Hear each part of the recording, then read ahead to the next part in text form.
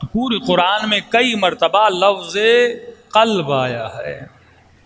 اب مومن یہ سمجھے کہ قلب کا مطلب یہ گوشت کا لوتھڑا ہے۔ یہ بات صحیح ہے کہ جتنے بھی احساسات اور ایموشنز کے ایفیکٹ ہوتے ہیں وہ دل پہ ہوتے ہیں، تبھی اس کو قلب کہا گیا، کیونکہ کبھی محبت میں دل بہت تیز دھڑکتا ہے، کبھی غم میں دل بہت تیز دھڑکتا ہے، اور انسان کو اٹیک بھی یہیں پہ آتا ہے۔ تو دل کی کیونکہ اہمیت ہے وجود بشر میں، دل ایک سینٹرل پاور ہے آپ کے وجود میں، جب تک یہ خون پہنچا رہا ہے انسان زندہ ہے۔ جیسے دل رکا، کئی اوقات یہ بھی ہوتا ہے دماغ چل رہا ہوتا ہے لیکن دل انسان کا رک جاتا ہے، تو انسان ظاہر ہے وہ ڈیڈ ہو جاتا ہے۔ تو آپ کے وجود میں جو خون پہنچا رہا ہے وہ آپ کا دل ہے۔ لیکن قلب سے مراد، جو علماء فرماتے ہیں جہاں جہاں قرآن میں لفظ قلب ہے، قلب سے مراد روح بشر ہے، آپ کی ذات ہے۔ روح کا مطلب آپ، روح کا مطلب میں۔ جسم ایک سواری ہے جس پہ آپ کی روح سوار ہے، ایک راکب ہے، ایک مرکوب ہے۔ لیکن سب سے بڑی غلطی جو انسان کرتا ہے، جو کربلا میں امام حسین کے مقابلے میں آنے والوں نے کی، وہ غلطی یہ تھی کہ جسم خدمت بشر کے لیے آیا، جسم روح کی خدمت کے لیے آیا، لیکن انسان جیسے دنیا میں آیا وہ خادم جسم بن گیا۔ یعنی یہ میرے ہاتھ، یہ میری آنکھیں، یہ میری زبان، یہ میرا جسم کس کی خدمت کے لیے ہے؟ میری روح کی خدمت کے لیے ہے۔ لیکن ہم نے کیا کیا؟ ہم جسم کی خدمت کرنے لگے۔ اچھے سے اچھا کھانا جسم کے لیے، کھانا روح کی غذا نہیں ہے، جسم کی غذا ہے۔ اچھے سے اچھا لباس کس کے لیے؟ جسم کے لیے۔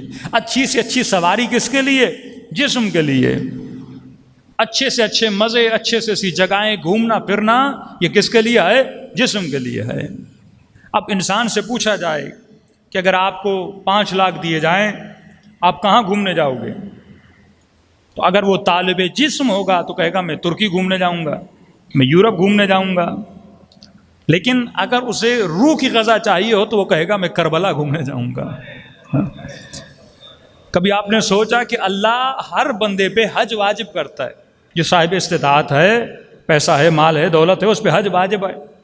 اب جب آپ حج پہ جاتے ہیں وہاں پہ نہ کوئی گرینری ہے، نہ وہاں پہ برفیلا موسم ہے، نہ وہاں پہ کوئی اتنے خوبصورت درخت ہیں، ایک بنجر زمین، سوکھی زمین، شدت کی گرمی کہ بندے کے سر کی کھالیں جل جاتی ہیں، اتنی گرمی ہوتی ہے طواف کرتے کرتے۔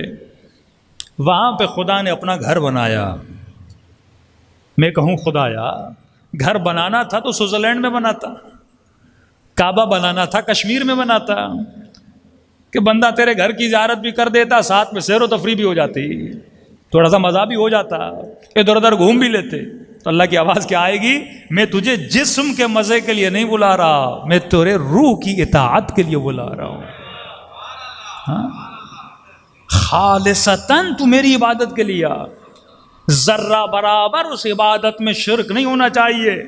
اگر بندہ یہ سوچ کے 40 پہ جائے کہ 40 پہ کھانے بہت اچھے ملتے ہیں، اس نے زیارت حسین میں شرک کیا ہے۔ ہاں بھائی دوسرے دنوں میں جانے میں 40 میں جاؤں گا، کیوں؟ پیکیج بھی سستا ہوتا ہے، ہوٹل کا خرچہ بھی نہیں بھرنا پڑتا، اور راستے میں نظر و نیاز بھی بہت ہوتا ہے۔ تو اس کا مطلب یہ زیارت امام حسین کے لیے نہیں جا رہا، یہ کس چکر میں جا رہا ہے؟ کھانے کے چکر میں جا رہا ہے۔ عرب خدمت بہت کرتے ہیں، کوئی پاؤں دباتا ہے، کوئی کپڑے دھوتا ہے، یہ ساری باتیں لوگ کرتے ہیں نا۔ تو مطلب میں خالصتاً زیارت امام حسین کے لیے نہیں جا رہا۔ اللہ نے کہا جب تو کعبے کی زیارت کے لیے خالصتاً، وہاں پہ کوئی گرینری نہیں، وہاں پہ کوئی حسن نہیں، وہاں پہ کوئی نیچر کا حسن نہیں ہے، تو صرف میرے گھر کی زیارت کے لیے خالصتاً۔ کس کو زحمت میں ڈال؟ اپنے جسم کو، جس سواری پر تو سوار ہے اسے زحمت میں ڈال، کیونکہ یہ کبھی بھی خود کو زحمت میں ڈالنا نہیں چاہتا۔ آپ 1 مہینہ رمضان کے روزے رکھو گے، 3 دن عید مناؤ گے، چوتھے دن آپ کے لیے روزہ رکھنا بڑا مشکل ہوتا ہے، کیونکہ 1 مہینہ یہ تکلیف میں چلتا ہے اور اس کو تکلیف پسند نہیں ہے۔ جسم ہمیشہ آسائش چاہتا ہے، جسم ہمیشہ سکون چاہتا ہے، لیکن روح جسم کی آسائش کو پسند نہیں کرتا، روح اپنی آسائش کو پسند کرتا ہے۔ اور روح کی آسائش کس میں ہے؟ روح کی آسائش پروردگار عالم کی محبت میں ہے اور اس کی اطاعت میں ہے۔ اب بندے کو اگر اللہ کی اطاعت میں مزہ نہیں آ رہا، یہ نہ سمجھے کہ میرے روح کو مزہ نہیں آ رہا، آپ کے جسم کو مزہ نہیں آ رہا، کیونکہ جسم دنیا کی لذتوں کو پسند کرتا ہے اور روح آخرت کی لذتوں کو پسند کرتی ہے۔ صلوات پڑھے محمد و آل محمد۔